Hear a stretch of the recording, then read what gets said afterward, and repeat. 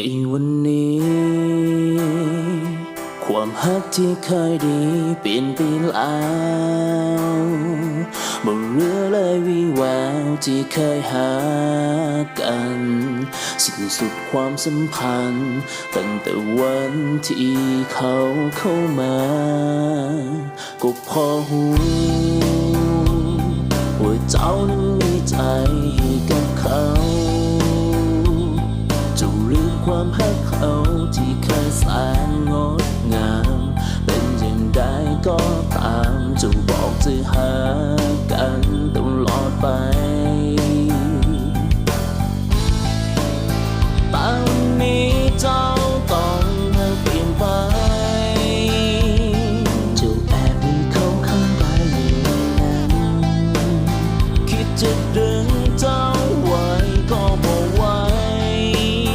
บ่มีความหมา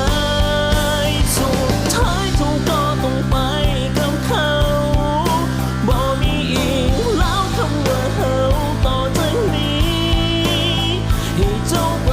ดีจบสิ้นเสียทีบ่ต้องมีเยื่อใยต่อกันขอแล้วกับคนที่คอยเอาแต่ทำให้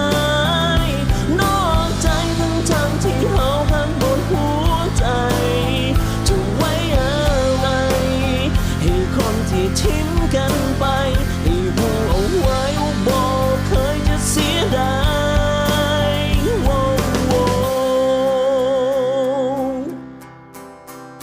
จะบอกฝืนปล่อยเจ้าให้ได้ไปอยู่กับเขาถึงจะหักเจ้าเท่าใดก็ต้องยอมรับมันคำว่ากันละกันเจ้าคงลืมมันไป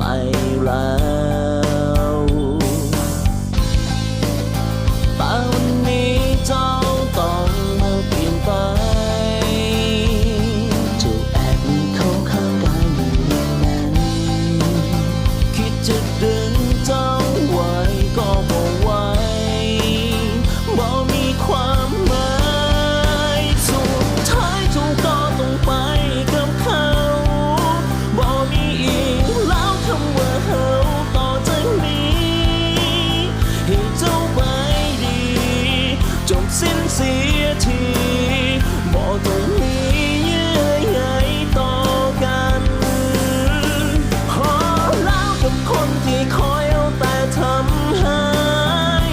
นอกใจทั้งที่เฮาข้างบนหัวใจจะไว้อะไรให้คนที่ทิ้งกันไปให้รู้เอาไว้ว่าบอกเคยจะเสียดาย